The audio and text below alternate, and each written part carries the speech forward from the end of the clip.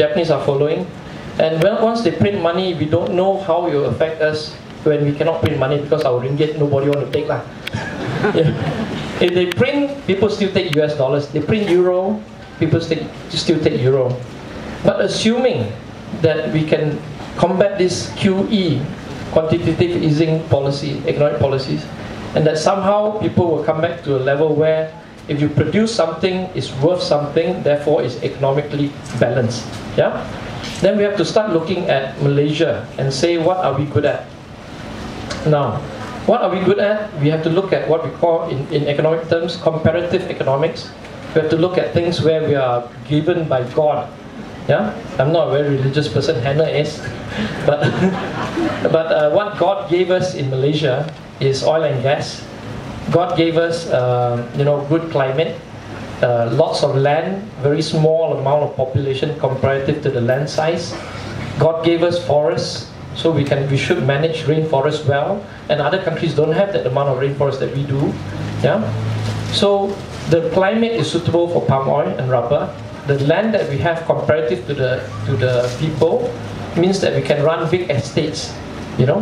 Say Thailand. Thailand has a lot of small farmers, but they cannot run 10,000 acre estates because they don't have it. They got too many people and too few land. In Malaysia, it's the other way around. Yeah? So all these are advantages that we have that other countries cannot compete. So what we have to do on a long-term basis is stop all these ridiculous ideas of becoming the next Bangalore, do MSc, Chinese call it the San Xihang, new toilet syndrome. Got something new come out, Bio Valley, or we do biotechnology. Got something come out like, MSc, we do MSc. We can't do that. We can't afford to do that because we are a small country. 28 million is not big. Yeah? It's not big at all.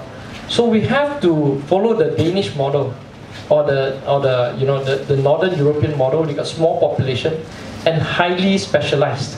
Yeah? Now we have to look at high specialization and be the best in one or two things or three or four things maximum. Yeah? And how do we do it?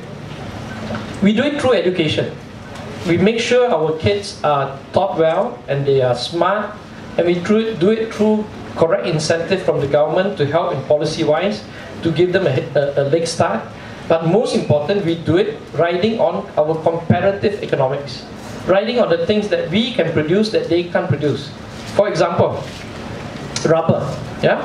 We used to be the leader in rubber, now we're number 4 or 5. It doesn't matter, but it's a simple example.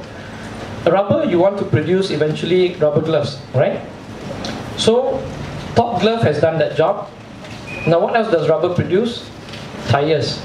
Where is the Malaysian Top Glove for tires?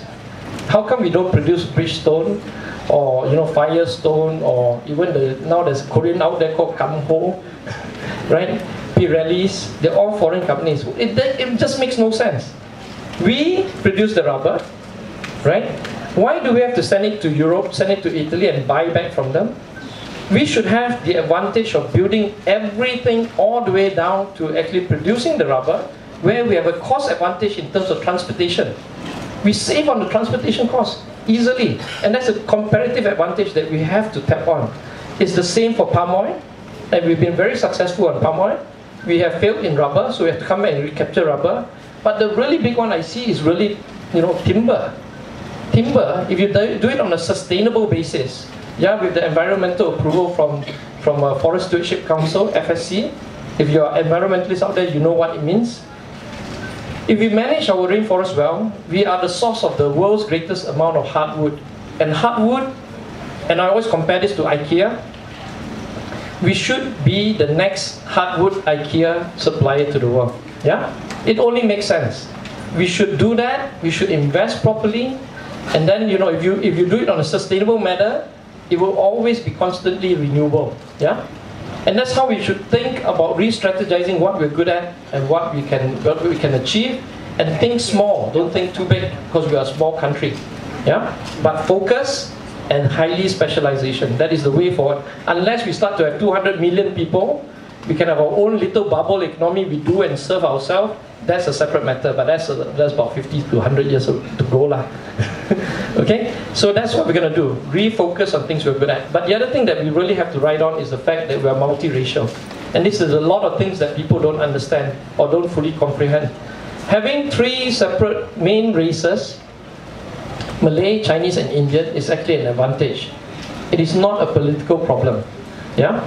If we work together, the Chinese can trade with China, which is the second largest global economy.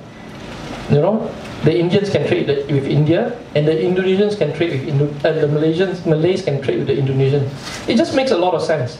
We can be the commercial center for all three countries. Yeah, we're on the shipping lane of all this trade area. We just have to go back to what we did, you know, 600 years ago, during the Malacca Sultanate. It's so simple.